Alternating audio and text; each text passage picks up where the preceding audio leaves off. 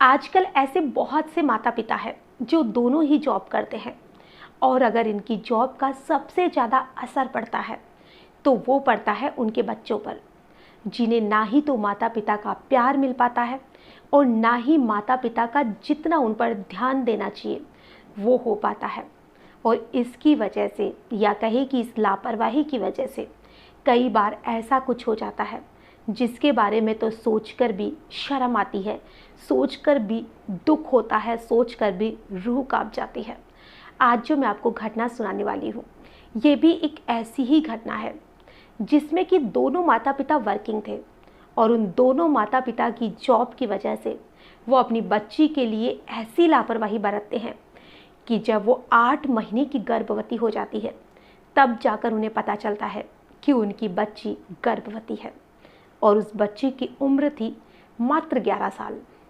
तो आप सोच सकते हैं कि वो माता पिता कितने ज़्यादा लापरवाह थे। आखिर ये क्या हुआ, कैसे हुआ, क्यों हुआ, ये हम आगे की पूरी घटना में जानेंगे। नमस्कार, आदाब, सत श्री अकाल। मैं हूं नंदिनी यादव। आज जो मैं आपको घटना सुनाने वाली हूं, इस घटना की शुरुआत होती है उत्तर प्रदेश के गाज़ियाबाद में। एक जगह पड़ती है इंदिरापुर और उसी जगह पर एक परिवार रहता था।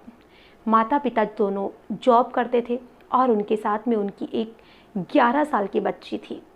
3 लोग उस पूरे परिवार में थे, पूरे मकान में, यानी कि 3 ही लोग रहते थे। और उनके मकान की जो दूसरी मंजिल थी वो उन्होंने रेंट पर दे रखी थी, जहाँ पर एक कमरे में 2 भाई रहते थे। एक भाई का नाम था प्रदीप जो कि 23 साल का था और एक भाई का नाम था कल्लू जो कि 19 साल का था। दोनों माता पिता सुबह अपनी जॉब पर निकलते थे और शाम को लेट तक या कहे कि 6-7 बजे तक घर आते थे। आने के बाद में जो भी उनकी दैनिक दिनचर्या, खाना पीना जो भी होता था, उसके बाद में वो सो जाते थे। यानी कि उन्हें अपनी बच्ची से बात करने के लिए थोड़ा भी वक्त नहीं था, या कहे कि वो थोड़ा वक्त निकालना ही नहीं चाहते थे, वरना शायद उनके जॉब के आने के बाद में भी या जॉब पर जाने से पहले भी उन्हें इतना वक्त तो मिलता ही होगा कि वो अपनी बच्ची से बैठकर बात कर सके, उनसे कुछ पूछ सके, उससे स्कूल की बातें पूछ सके, उसके साथ क्या होता है, कैसी लाइफ चल रही है, सब कुछ पूछ सके। लेकिन शायद उन्हें पैसे कमाने से फुर्सत ही नहीं थी।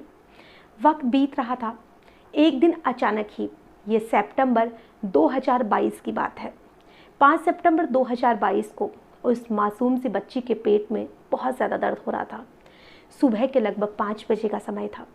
वो ज़ोर ज़ोर से रोने लग जाती है। हालांकि वो इस दर्द को छुपाने की कोशिश कर रही थी कि अगर मम्मी पापा को पता चला तो वो परेशान हो जाएंगे।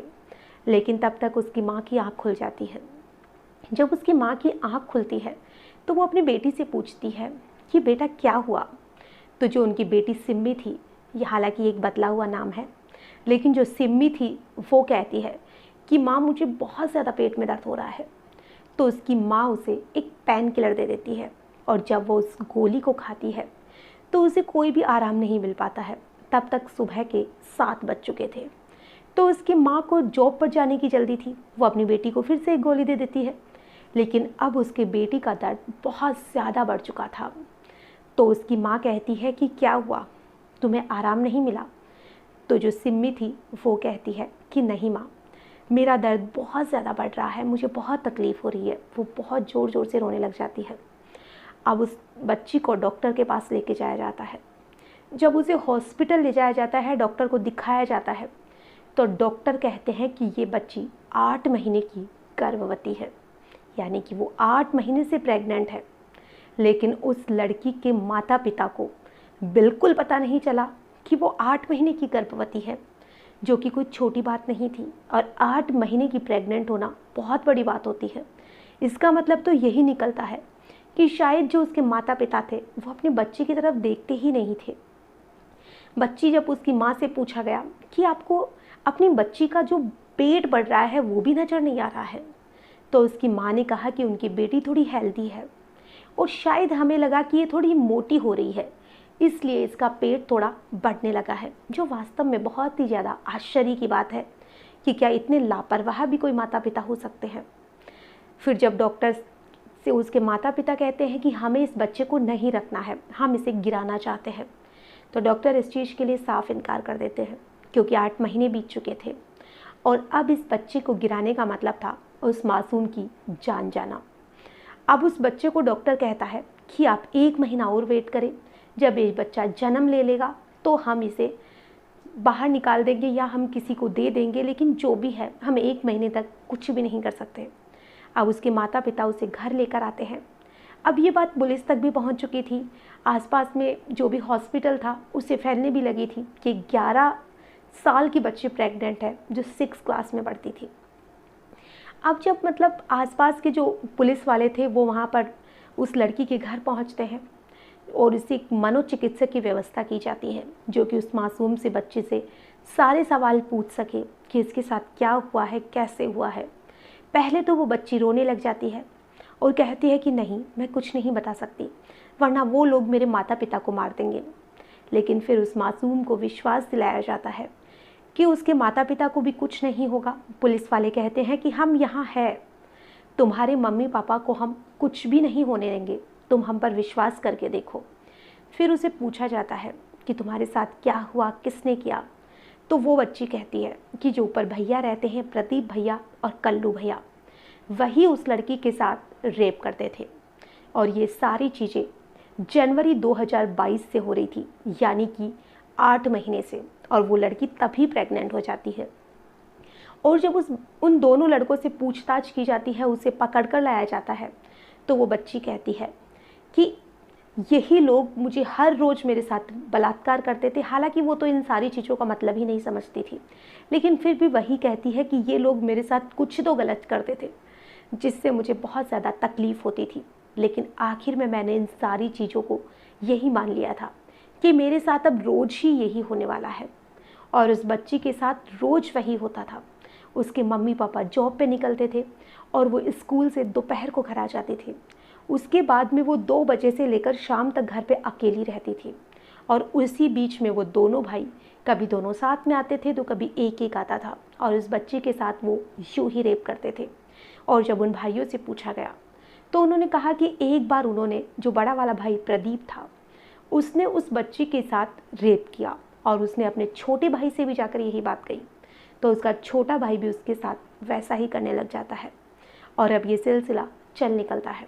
जब वो बच्ची रोती थी तो वो लोग उसे कभी 50 रुपये देते, कभी 100, कभी 200, तो कभी 20 रुपये देकर उसे चुप करा देते और उसे कहते कि तुम इन पैसों से कुछ खा लेना, स्कूल में अपने दोस्तों को कुछ खिला देना। और वो बच्ची वो पैसे लेती, दर्द से कराहती रहती, और साथ ही वो लोग उनसे धमकी भी देते थे कि अगर तूने किसी को कुछ भी बताया तो तुम्हारे माता पिता को जान से मार दिया जाएगा।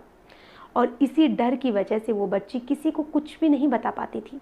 वो पैसे लेती थी उनसे और 10-20 रुपए का लेकर उससे कुछ भी टॉफ़ी वगैरह, चॉकलेट वगैरह जो भी है लेकर खाती थी, अपने साथ में सहेलियों को खिलाती थी, और वो उस दर्द को भूलने की कोशिश करती थी।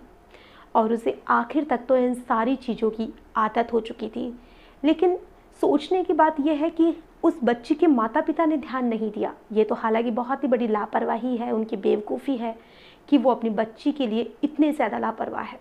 लेकिन वो बच्ची स्कूल जाती थी, स्कूल में भी कभी भी किसी का उस बच्ची पर ध्यान नहीं गया कि उस बच्ची का पेट क्यों बढ़ रहा है। शायद स्कूल वाले भी यही सोचते हैं कि जब उसके कोई दिक्कत होगी या उस बच्ची के कुछ पेट में दिक्कत होगी तभी ऐसा हो रहा है। और जब स्कूल प्रशासन से भी इस बारे में पूछा गया था कि इस बच्ची का पेट थोड़ा बहुत बढ़ रहा था, क्या आपको लगा नहीं? तो उस जो उसकी स्कूल की मैडम थी उसने कहा कि हमने इस बच्ची को पूछा था तो उसने कहा कि मेरे पेट में पथरी है, जिस वजह से मेरे पेट में दर्द भी होता है, मुझे तकलीफ़ होती है। और उस बच्ची ने शायद ये नाम किसी से सुना होगा कि पेट में पथरी होने से पेट बढ़ जाता है। और अब जो वो दोनों भाई थे उन्हें अरेस्ट कर लिया जाता है और दोनों भाइयों को जेल भेज दिया जाता है, जहाँ से उन्हें उम्र कैद की सज़ा सुनाई जाती है और साथ ही 50-50 हज़ार रुपये का जुर्माना भी सुनाया जाता है। और जब इस लड़की के जो वो बेटा हुआ था, उस बेटे को लेने से उसके माता पिता ने बिल्कुल साफ इनकार कर दिया था, यानी कि उस लड़की के माता पिता ने, कि हम इस बच्चे को किसी भी कीमत पर नहीं रख सकते हैं। तो इस बच्चे को जो CWC होती है, चाइल्ड वेलफेयर समिति जो भी होती है, उससे उस बच्चे को सुपुर्द कर दिया गया था और इन्होंने ही इस बच्चे की पूरी जिम्मेदारी उठाई थी कि हम इस बच्चे का पालन पोषण करेंगे। और जब उस बच्ची ने, जब ये बच्चा हुआ था, उसके ऑपरेशन किया गया था, तो उस बच्ची ने पूछा था कि मुझे क्या हुआ है, मुझे क्यों एडमिट किया गया है। तो उसके माता पिता ने कहा था कि तुम्हारे पेट में पथरी थी और तुम्हारे पेट में एक पत्थर था जो बहुत ज़्यादा बढ़ गया था और उसे ही इस ऑपरेशन से बाहर निकाला गया था। हालांकि उस बच्ची को अभी तक भी इस बारे में कुछ भी नहीं पता कि उसके साथ कभी ऐसा भी हुआ था। और कोर्ट ने जब इन सारी चीज़ों को साबित करने के लिए जो उस बच्ची के बच्चा हुआ था, उस बच्चे का डीएनए सैंपल लिया गया था, जो कि जो प्रदीप था उससे मैच हुआ था, यानी कि वो बेटा प्रदीप का था। आज की जो कहानी है, इसे सुनाने का हमारा उद्देश्य ना ही किसी को परेशान करना है, ना ही किसी का भी दिल दुखाना है। हमारा उद्देश्य बस इतना सा है कि अगर आप दोनों हस्बैंड वाइफ जॉब करते हैं तो अच्छी बात है।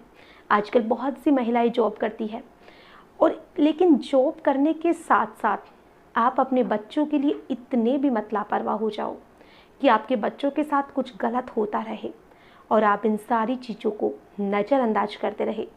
क्योंकि लाइफ में पैसा ही सब कुछ नहीं होता है कि हमारे पास पैसा तो चाहे कितना भी आ जाएगा, लेकिन अगर हमारे बच्चों के साथ कुछ गलत होता है तो इसका फिर भुगतान कौन करेगा। उस बच्चे के साथ 8 महीने से इतना कुछ गलत हो रहा था, वो कितनी तकलीफ़ में होगी, लेकिन वो अपने माता पिता से कुछ भी नहीं कह सकी। वो सिर्फ इसलिए कि उसके माता पिता का या तो उसके साथ व्यवहार अच्छा नहीं होगा या फिर वो उसे वक्त नहीं देते होंगे। वरना कोई बच्ची अगर इतनी तकलीफ़ सहती है तो पिता से ना सही अपनी माँ से तो वो ज़रूर कहेगी, लेकिन यहाँ पर उसने ऐसा बिल्कुल नहीं किया। तो अपने बच्चों पर पूरी तरह से ध्यान दें, उनके साथ क्या होता है क्या नहीं होता है, और हर शाम को अपने बच्चे को अपने पास में बिठाकर उसे पूरी दैनिक दिनचर्या जो भी होती है वो एक बार ज़रूर पूछे। स्कूल में उनके साथ क्या हुआ, किसने क्या कहा, किसने क्या नहीं कहा, क्योंकि आपके ये 10 मिनट 15 मिनट आपके बच्चे की ज़िंदगी को बहुत हद तक बचा सकते हैं। आज की जो कहानी है इसमें बस इतना ही। फिर मिलेंगे किसी नई घटना के साथ, तब तक